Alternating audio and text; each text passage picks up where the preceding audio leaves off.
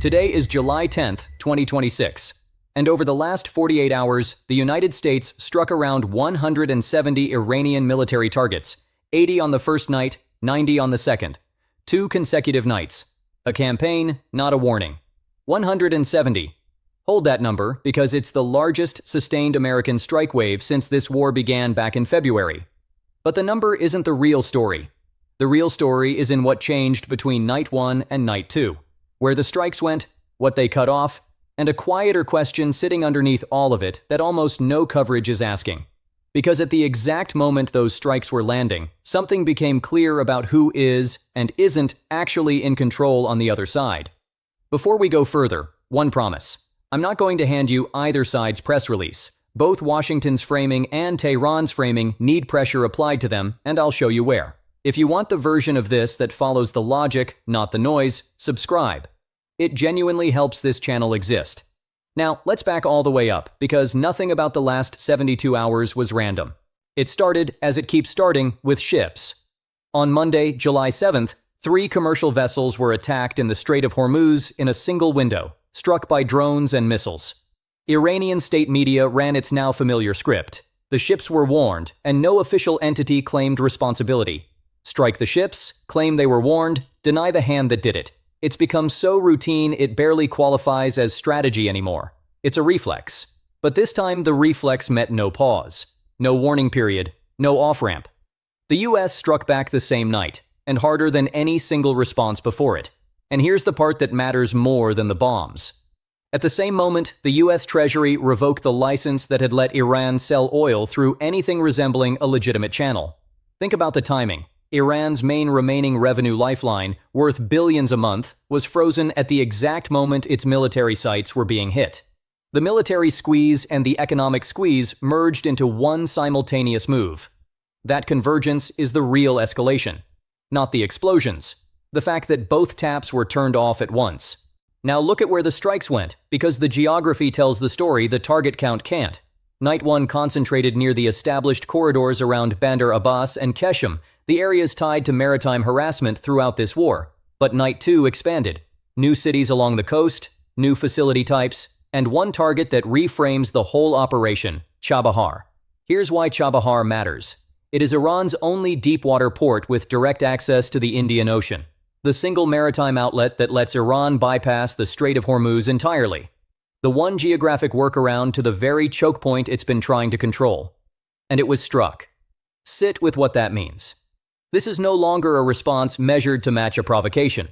This is a methodical, expanding effort to close every maritime door Iran has, coastline by coastline. The US framing in effect, we're not just defending the strait anymore. Now, apply the pressure I promised. Independent confirmation of exactly what was hit at Chabahar is still thin, and battle damage claims in this war have been inflated by both sides before. So hold the scale as reported, not as gospel. But the direction is unmistakable. The exits are being sealed. So how did Iran answer 170 strikes? This is where its position becomes clearest and hardest to watch. Iran said it was targeting military sites, air defenses, fuel storage, early warning systems. A proportional military response. That was the state media framing. But here's what the Bahrain Defense Force said it actually documented. Drones and missiles hitting residential towers, an international airport, hotels where Gulf civilians and expatriates live. Bahrain's official language was blunt. Heinous attacks targeting civilians. Kuwait and Qatar reported strikes and interceptions too. I want to be careful and fair here.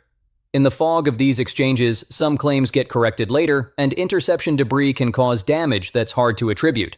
So treat specific incidents as reported, not settled. But the pattern is the pattern. A force with real military options strikes military targets. A force that has run out of them reaches for what it can still reach.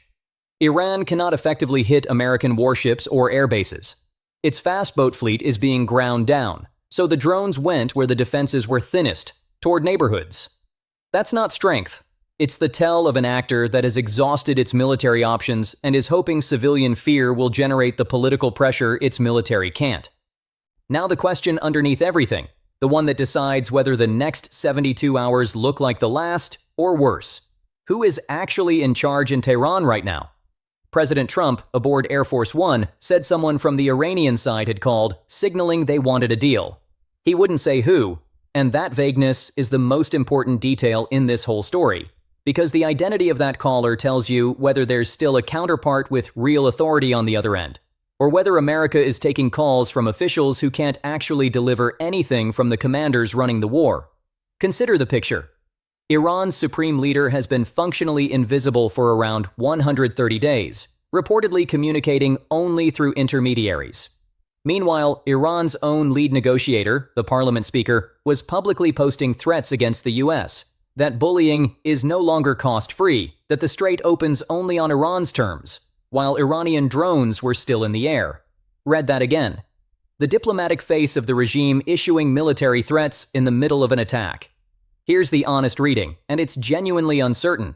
This looks less like a unified government choosing escalation, and more like a fractured command where the military faction acts independently of whatever the civilian side says. And that is the real danger. You cannot sign a ceasefire with a ghost. If no single authority can deliver compliance, then even a sincere call for a deal may not be able to stop what comes next. The scariest thing in a crisis isn't a defiant enemy. It's not knowing who to call, or whether the person who answers can control their own guns. So step back, because this connects to something larger. Look at what's happening in two theaters at once. In the Gulf, the US is attacking the infrastructure and revenue that fund Iran's ability to project maritime threat. In the same days, Ukraine struck Russian refineries, tankers, and pipelines. Hundreds of drones in a single night. Different theaters, different actors, but the same underlying logic. When you can't win the direct fight fast enough, you attack the machinery and the money that keep the other side's war running. And you do it with tools cheap enough that the offense costs far less than the defense. Now, the honest bottom line. This does not mean Iran is finished. It retains the ability to disrupt shipping, to launch drones, to absorb enormous pressure. Nothing here has resolved. And the human cost, civilians under drones in Gulf cities, is real, not a talking point. But the shape of it is clear. Iran is losing revenue, coastal infrastructure, and maritime options simultaneously. And the more those narrow, the more tempting a desperate maximalist move becomes for anyone cornered inside that structure. So the question I'd leave you with isn't who's winning. It's this. When one side is systematically closing every exit and the other side can't even tell you clearly who's in charge, how does anyone find the off-ramp in time? That's the question the next few days will answer. This is Professor John. I'll see you in the next one.